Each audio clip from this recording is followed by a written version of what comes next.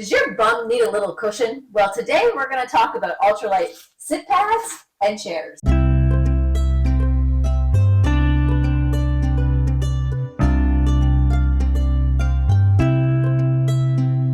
This is a Thermarest sit pad.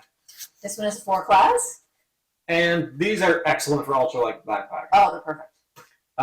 They're not particularly expensive. The weight is decent. For performance, they're excellent. This is about 2 ounce. Yours is 2 ounce. Yeah. I think this might have been $30. This one's 10. That one's $10. So they're like really great seats.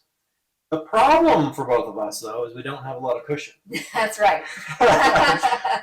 We're thinner people, and I will say, sitting on these aren't bad at all. I mean, so they're very good products if you like doing it. Yeah. The issue I have, though, probably not so much you, but for me, is my flexibility is not great. Yeah. So if I was to sit down on one of these, like I'm just going to be hunched over, my legs are going to be bent. They're just not. I mean, they're adequate. They help out. If there was a wet seat down and you put this over, it's going to protect your rear end from getting wet. It's got a lot of good things going for it. It does. It really does. But it depends on your body. That's right. Because like you said, I'm flexible, so something like this for me is great. But the not having... No pun intended? That's right. No pun intended. The not having a lot of cushion, though, does play into a factor for me when sitting on this. Like our kids, perfect for kids, because they'll sit anywhere, right? But in terms of if you're not someone like us that doesn't have a lot of cushion, you might want something a little bit more comfortable. And the other thing, too, I mean, it's worth pointing out is, I mean, your butt needs to be that big. I think this is about 16 inches. I mean, two hands roughly worth of butt, which is what I have. But anything, if my rear end was a little bigger, I don't know if this would work. Yeah. But you could always take 2 sit pads with you if you wanted to, or modify one and tape 2 together. The nice thing about that one, too, is how it stores, like how it closes. Yeah, so this one's a little more expensive, but also you've got some benefits for that one too. So it's nice in a sense that there's a shock cord on it, and there's a tether that will like latch it together and it sticks together. Yeah. Something that you have that I do not have is you have a reflecting metallic reflection piece for heat. This doesn't have that. I mean, it'll certainly insulate you, but yours is a little different. So they're both different. They're both good, you know. Yeah. And I would definitely have these in a day pack. Oh, 100%. You probably don't need to carry a chair around everywhere with you, but if you're ultralight hiking or you want just somewhere to sit where it could be raining or just want it in a day pack, I mean, for 2 ounces, it's a no-brainer. Yeah, it's easy. Well, on that note, we have ultralight chairs, which are Chair Zero, the Helinox. That's a brand, and it's probably, I'll say there's some competitors now. For a few years, there wasn't many ultralight chairs out there. So Helinox, we've had ours for about a year. Mm-hmm. I like them. I love them. They're definitely heavier than a sit pad. They're about a pound, 2 ounces. Pound, 2 ounces. And much more expensive. So between like $150 and $200. So I mean, if you're on a budget, this is the way that you might want to go. It's about 6 times the price. Is it 6 times the performance? It depends, right? So for us. I would say if I was doing a day hike and that's all I did, I wouldn't need a chair. No, day hike, no. But if you are doing long stretches and overnight hikes and relaxation or recovering from that hike is important to you, you may want to consider a chair. Yeah, because after many, many miles, resting those legs to be prepared to go back or continue the next day is important. And it's relaxing too. So, I mean, you can take your chair. We'll just say there's no rocks or stumps around. Mm-hmm. I mean, you have a nice soft chair that you can sit into. That's right. If there's a stream and you want to put your feet in the stream just to soak, to cool your feet down, you can do that. You can't do that with the sit pad. No, these will get all wet, right? And you won't float. That's true. At least with these, they're metal legs, so it's just going to be like in the water or on the edge of the beach and not have to worry about it getting wet. I mean, they're not perfect. That's one thing I think we should probably talk about is the chairs aren't perfect. So if you're in sand, the legs are so small, they sort of sink down into the sand. Yeah. Or loose rocks, it will do the same thing. But I will say, if I'm looking for comfort, a comfort item that's a pound, I actually would Yeah. take this Yeah. over this. 100%. And I've tried it. Yeah. And we've tried it, and it's just not the same experience. Sitting in a It's chair when you get up in the morning, having a cup of coffee, versus sitting your butt down on rock a or rock log with or, one of these. It's not bad. No. It's just not the same experience. yeah. The other thing I like too, which I don't think a lot of people talk about with the chair, is cooking. A lot of people just talk about chairs, but like if you're cooking a meal, it seems to be 10 times easier to do it in a chair as opposed to kneeling on a sit pad. Or kneeling just on the ground. Yeah. Doing everything you need to do. But if you're in a chair, you can actually tend things, tend fires. It's really nice. Like it's very practical and allows you to really relax your feet, relax your legs, relax your back. I put it up there as far as like one of the best items for like equivalents is like a good sleep system. Yes. Like it's up there that high, and I'm willing to take the extra pound. Oh. I'm willing to carry it. Me too. At the end of that long day, it's worth it to be able just to sit down and relax for a few minutes. So I guess it's really depending upon, one, your budget, and are you willing to carry the extra weight? And what body type you have. So if you have some extra cushion, I mean, these are great. Those are great. If you have the mobility, these are great. These are limited by weight. Yeah. I'm thinking this can't hold more than 250 pounds. I think it's somewhere around there, It doesn't say on it, but I mean, if you're bigger than 250 pounds, I mean, this might not be an option for you. There might be other options, other chairs out there. There might be other ones, and you might want to consider them, but the weight's going to be heavier. Yeah. This is one of the lightest ones on the market. There are some competitors now.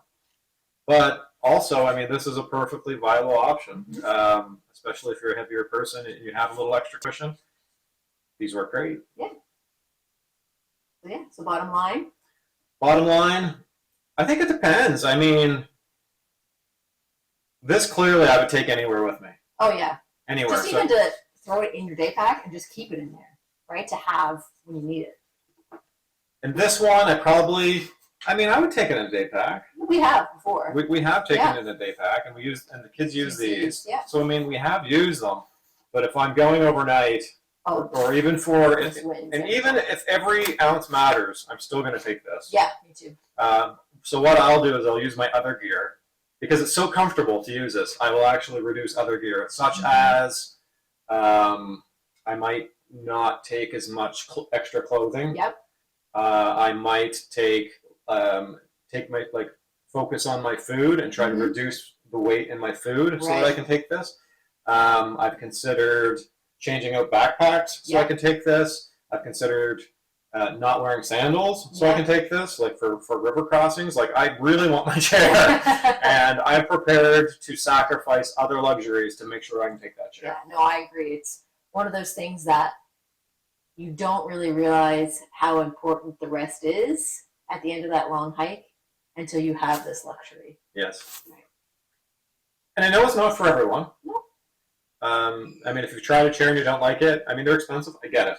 I totally get it. If you can sit on a sit pad and it works for you, I get it. I will say for me, it's just not the same experience. No. You know. So for us, chair. We like the chair. Yeah. And the one we use is Helinox Chair Zero. So we bought these products on our own, and no advertisers or sponsors have paid for any of these products. This is just stuff that we use, and we paid for it out of our own money, our own budget, I should say. Yes. Because we like the products and we think they're worthwhile using. Exactly. So now that we've talked about these two items, we're going to go outside and we're going to go down to the trail and we're going to set them up and test each of them out. We're out on the hiking trail and we're testing out sit pads. We sure are. You've got the Thermarest. I've got the Thermarest. And I've got the four class. And this is the second time I've sat on my sit pad on this trail. It's not bad. I mean, it's adequate. It's functional. Yeah, it would definitely do. Definitely worth the price. Yep, very affordable. There's some things that I'm noticing, like I'm not a flexible person, so if I sit cross-legged, I'm banging into you for one thing. We're probably a little too close together, but I can feel things in my hips. I can feel things in my knees. Like, I am not a flexible guy. I have been working on that, Yep. but like I'm not super flexible. You are, Melissa's a dancer, Yeah. and so it's easier for her. Yeah, I mean, for someone that is flexible, this would work really well. It works well for our kids because they're still young and have that flexibility. But if, we're just on grassy ground here. Sometimes when you're out hiking, you could rocks, uneven ground, right? So that can make things a little bit less comfortable as well. I mean, the whole point with the sit pad or chair is to make sure things are comfortable. Yeah. I don't feel super comfortable. You're No. probably better than I am, but we're testing things. I will say, for the price, you can't beat it. There are some nice advantages too for a sit pad. As an example, if it were raining out and you want to sit on the ground, the sit pad is better Right. than sitting on a wet ground. Sure is. If you got up to picnic tables and they're already wet and it was raining, you can put your sit pad down and use a picnic table on a flat air surface. Yep. So I mean, there are benefits to a sit Yep. pad, And they're lightweight. and I think they should definitely be in a day pack. Yes. If you're doing overnight, you got to really think whether you need to take it or you want the chair. I would always go for the chair, Yeah, me too. just for the comfort. Yeah, me too. Worth the extra weight. It is worth the extra weight. Okay, well, on that note, do we want to try out the chairs? Let's try out the chairs. So we are now testing our chairs. They're comfortable. Oh, they're so I nice. can lean back. I'm stretched out. I don't feel anything in my hips or my joints or my back. This is really good. Yeah, A nice after experience. after a long day of hiking, this is like, if you're doing a long overnight trip, a lot of miles or kilometers, this is the way for me to relax and rest my legs. So you can relax in a stream, you could relax around a campfire, or if I was cooking, I mean, I would literally sit here and I could assemble my meal right in front of me. I'm still comfortable, my back Yeah. feels great, I still have support. I may need to get up and grab things, but if I have everything around me, I can assemble a really nice cooked meal Yeah, in comfort as opposed to sitting on the ground or on Yeah. a stump or a log. right. So to me, I mean, yes, this is a little bit more expensive item. You could say a luxury item, but to me, it's a luxury that I like to have. If I had to choose, I would definitely choose the chair over a sit pad. Yeah, 100% every time. And the only reason why is I would get better rest on my trip and on my journeys. And if you're going to recover, why wouldn't you recover as best as you can, as That's right. opposed to, we'll say, sitting in a sit pad, having a sore hips and knees. Like you might as well carry the extra weight Yeah, just to get a better just to get a better rest so that you can push through on your hiking adventure. Yeah. And what about you? What would you take? Oh, chair wins 100% every time, just like you said, from the rest point of view. And it's nice even too, like when you stop for a break along your hike to have a snack or whatever, to have that option to pull out the chair if you have the space to sit down just for a minute before you continue on. I mean, the chairs aren't perfect. If you sit in sand, they'll sort of sink into the sand, or if you sit in gravelly rocks that are like smooth, they'll sort of sink into that. But you're not falling over. No. You're not. They're not just not perfect. They're not 100% perfect, but for what they do, they're really good for providing you comfort on a long hike. Yeah. Now, I would also, if I couldn't afford one, would you carry a sit pad or nothing? Oh, sit pad, definitely sit pad. You gotta have a little bit of cushion, right? So you definitely have to have a little bit of cushion. A little bit of cushion can go a long ways. I mean, we're talking about 2 ounces in your day pack or in your backpack.